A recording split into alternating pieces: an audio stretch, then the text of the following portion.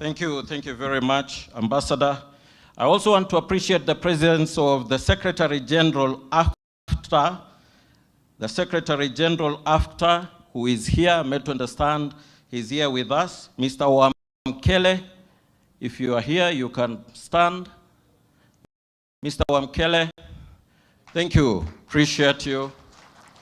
Unfortunately, owing to time constraints, we'll not be able to give you an opportunity to possibly say a word or two, but nevertheless, we sincerely appreciate your presence, the fact that you've been able to join us this morning. Ladies and gentlemen, I now want to invite our Cabinet Secretary, Ministry of Labor and Social Protection, the Honorable Alfred Mutua, then to come and give his speech and invite the Deputy President. Thank you. Bwana asifiwe. Assalamu alaikum.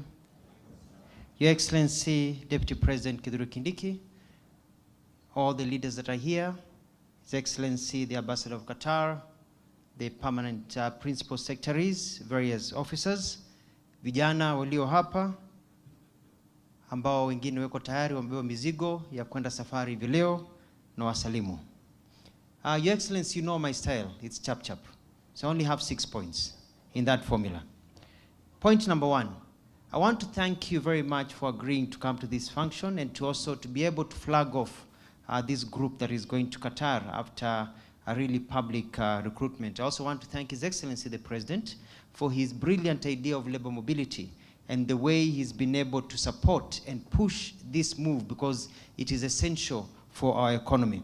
I want to thank also the organizers of this 1 week long, especially our young, energetic man, Dennis Itumbi, for the work that you've been done and the coordination. We don't take it for granted. Your efficiency is well known. 2, when I was appointed to this ministry, a day after I was sworn in to be the Minister for Labor, I wrote a letter to Qatar, and it was transmitted by His Excellency, the Ambassador, to my counterpart, Dr. Ali bin Said bin Samik Al-Mari, the Minister for Labor for Qatar, and invited him to come to Kenya so we can discuss opening up Qatar for professional and skilled labor, so that it's not just cleaners or people, you know, who are going there. So we expanded. When he came, he offered us, when he met the President, a company that was ready to recruit 8,000 Kenyans to go to work in Qatar, including nurses and people of different categories. We had a very public recruitment here at KICC and also at Kabete National Polytechnic, organized very well by our PS for TVET. And we had a wonderful, wonderful recruitment. The Ambassador of Qatar, thank you very much. I'll say you've been very, very supportive. We were able in the first round to recruit slightly over 3,000. And so since then, we've been processing documents. What usually happens, Your Excellency, is that you have to undertake medical. And some people pass, others fail. They're very cautious about chest diseases, but also about people who've been taking drugs. Because you go, they test your blood, they test all these things, and if you've been smoking bangi every once a week or so, it shows. So they don't want people who smoke marijuana in their country. They don't want drug takers in their country. So some people have actually been eliminated because they were taking drugs, yet they were very good, skilled people. Nobody in the world wants drug takers, etc.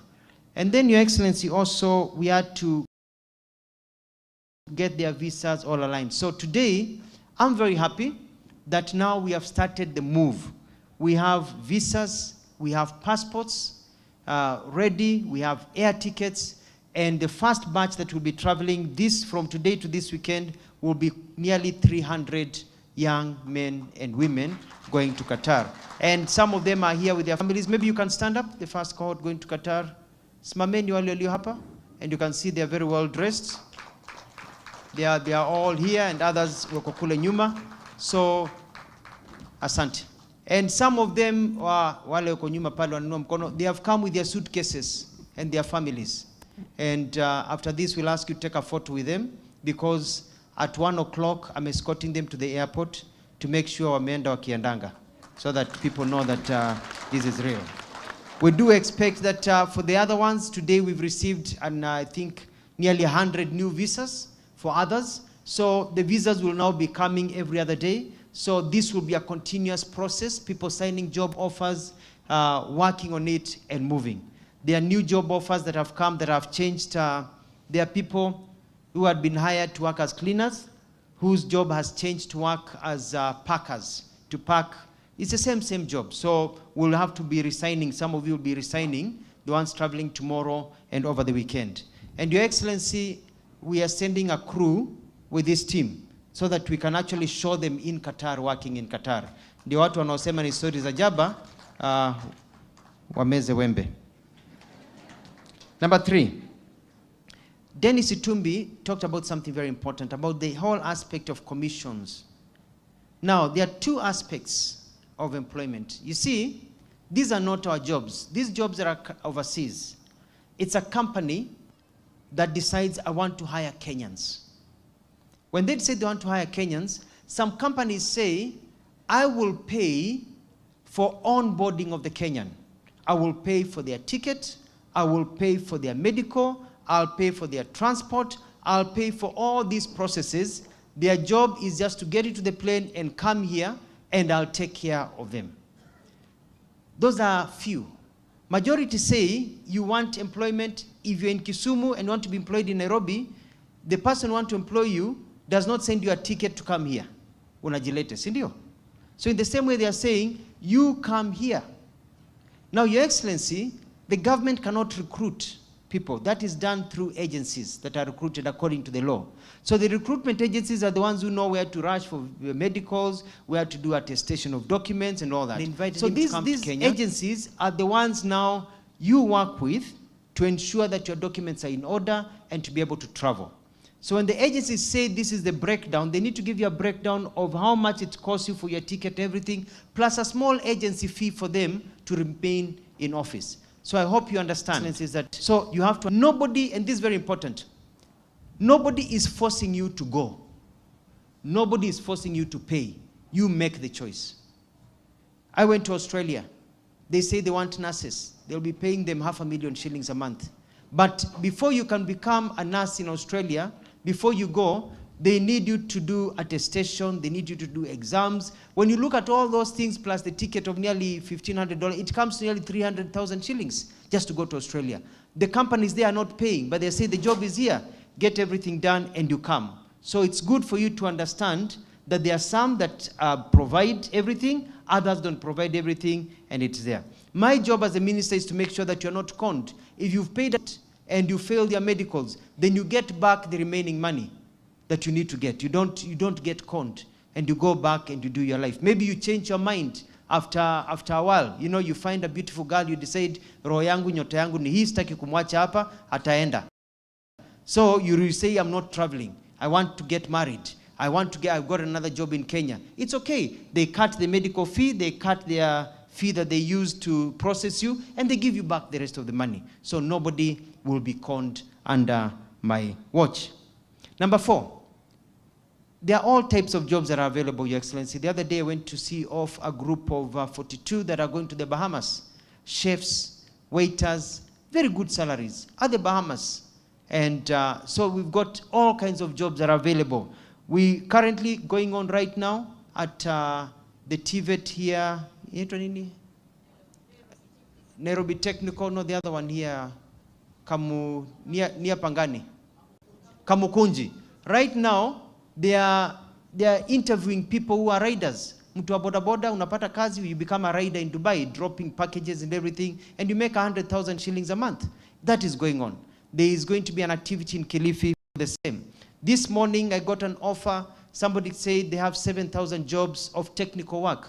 Plumbers, electricians, for Dubai. We'll be announcing that so that you give an opportunity to everybody. I will still go around the country, so you can go to every county, so people don't have to come to Nairobi to get jobs. We have some that will be in Nairobi because of ease and the speed, because the 7,000, they need them before the end of the year.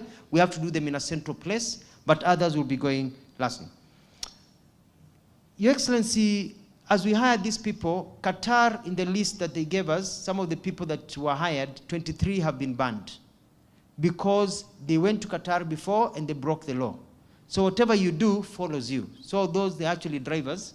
We have now to tell them, sorry, you cannot travel. You're not wanted in Qatar. They just sent us the list.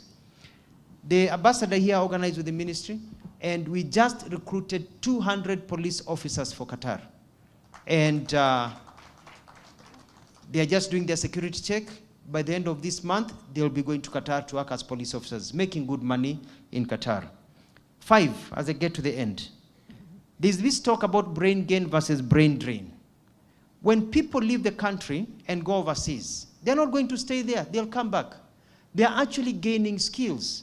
When you go to Germany, for example, or you go to England and you're working as a technician, you are gaining skills that we don't have in our country, or even better way of doing things. So when you come here, you are actually bringing better ideas that we have not seen before. How to do things better. If you go to Qatar, Qatar has very high standards, very first world country.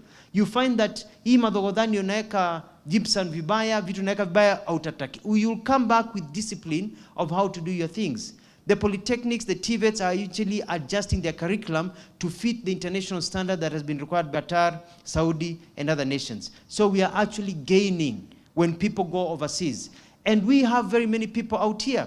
We have over 5.4 million Kenyans who can work if they got an opportunity to work. We can't absorb all of them. When a few go overseas, it doesn't mean that we are losing anything in our country, because we have more professionals, people who are trained, than we actually can absorb in our economy. So they go, but the gap is not there. But they go and come back with new ideas. So wale naysayers, wanapiga mdomo, wanasema hii iwezekani, nitakwambia inawezekana. And this will happen. Wacha wale wanataka kwenda waende. Wewe funga mdomo, kaa hapo na hiyo pesa yako na kazi yako, because the ones complaining about people going overseas, yeye yuko kazini. Na hajui wewe uko nyumbani umesota. Wewe mwambiwe nyamaza, kaa nyumbani, wacha sisi tujitafutie haki yetu, tuende ngambo, tutarudi, tuendelee kujenga taifa. Na tujenga taifa tukiwa huko, tukituma pesa. And lastly, point number 6, Your Excellency, mbele iko sawa. It is now my pleasure, a gentleman and a leader that I really respect, a man who follows that Chinese adage that say, tread softly but carry a big stick. Your Excellency, Honorable His Excellency Kithure Kindiki, let's all be upstanding to give us a few words of wisdom. Karibu.